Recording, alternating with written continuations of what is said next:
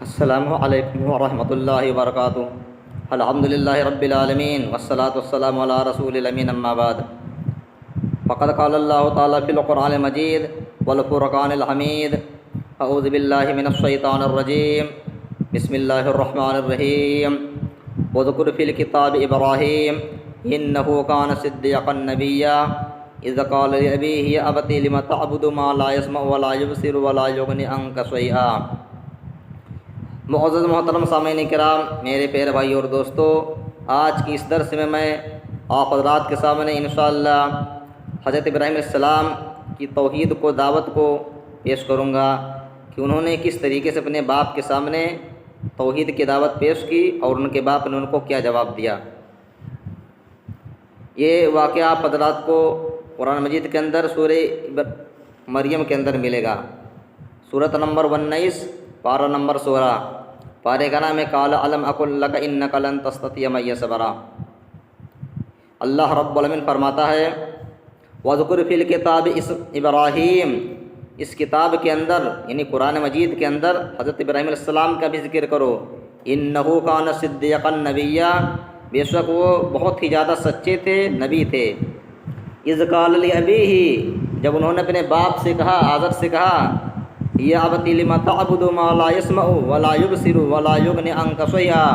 اے میرے باپ، اے میرے والد محترم، آپ ایسی معبودوں کی پرستش کیوں کرتے ہیں جو نہ سن سکتے ہیں،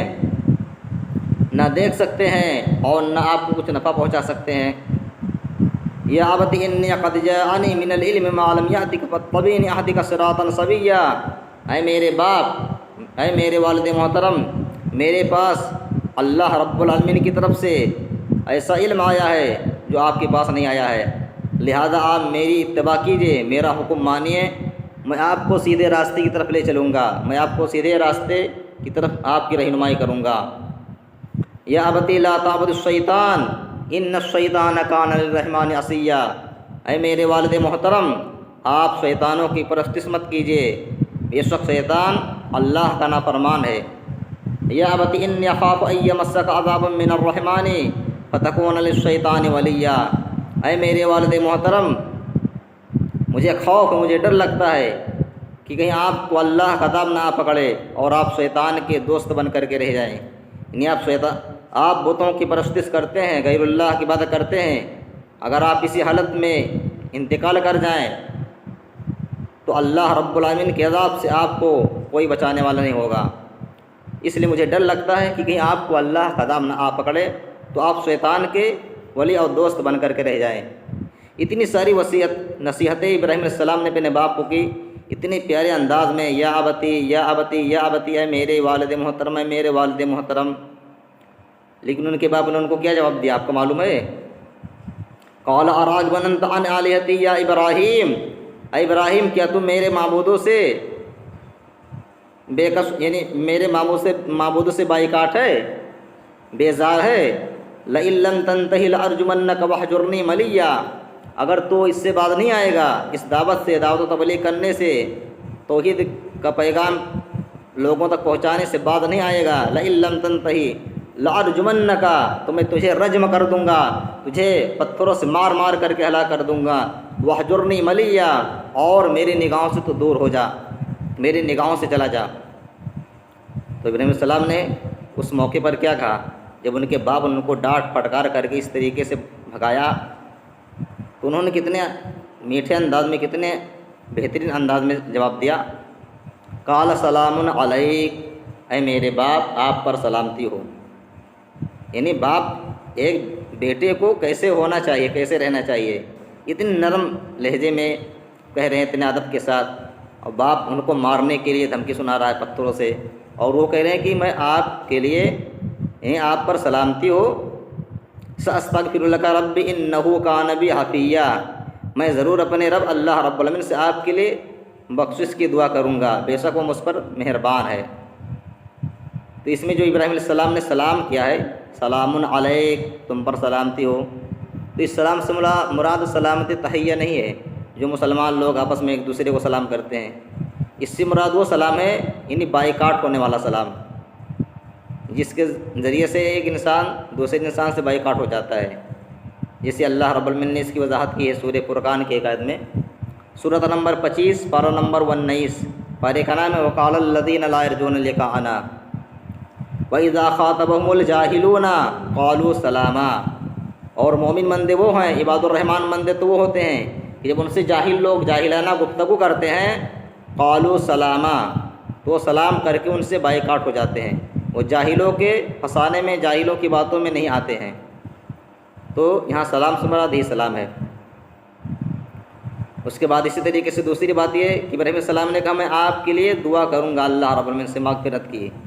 تو ابراہیم علیہ السلام نے یہ بات اس وقت کہی تھی جب ابراہیم علیہ السلام کو معلوم نہیں تھا کہ کافر کے لیے، مشرک کے لیے مغفرت کی دعا کرنی چاہیے، لیکن جب آپ کا معلوم ہو گیا کہ کافر کے لیے، مشرک کے لیے مغفرت کی دعا کرنا منع ہے، صحیح نہیں ہے، تو ابراہیم علیہ السلام اس سے بائیکاٹ ہو گئے، جیسے کہ اللہ رب العالمین نے اس کی وضاحت سورہ توبہ کے اندر کی ہے، سورۃ نمبر 9 پارہ نمبر 11، پارے کا نام ہے یعتذرون الیکم اذا رجعتم ما كان للنبي والذين آمنوا أن يستغفروا للمشركين ولو كانوا أولي قربى من بعد ما تبين لهم أنهم أصحاب الجحيم۔ مومنوں کے لیے اور نبیوں کے لیے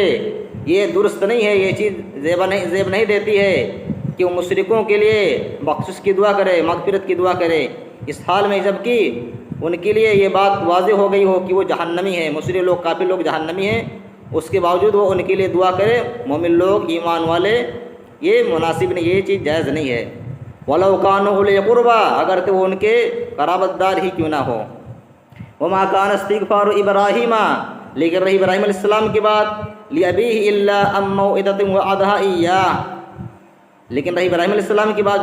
جو انہوں نے اپنے باپ کے لیے دعا مانگنے کی بات کہی تھی، مغفرت کی، تو ایک وعدے کی وجہ سے تھی، وہ ایک وعدہ تھا۔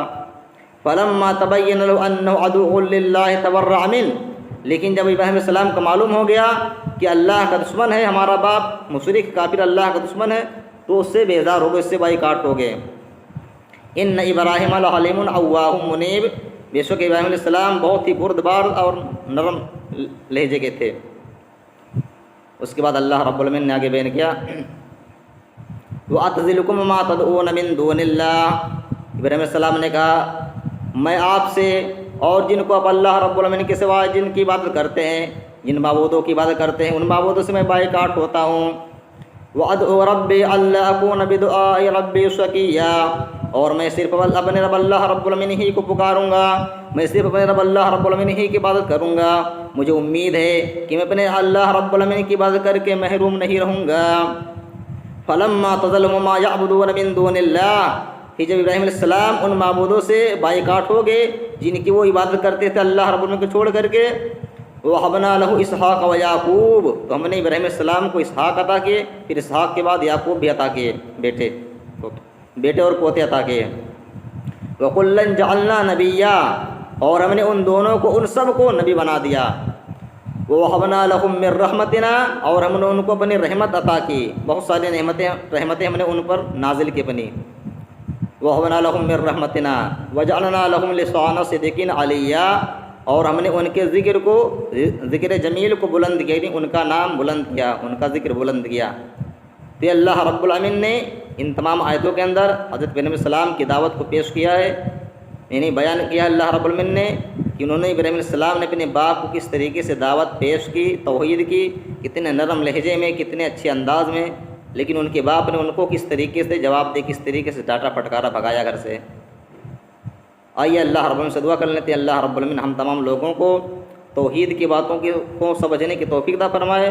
اور اللہ رب العالمین ہمیں جب تک اس دنیا میں زندہ رکھے، اسلام پر رکھے، جب ہماری موت ہمارا خاتمہ ہو تو ایمان پر ہو، آمین۔ وآخر دعوانا الحمد للہ رب العالمین۔ السلام علیکم ورحمۃ اللہ وبرکاتہ۔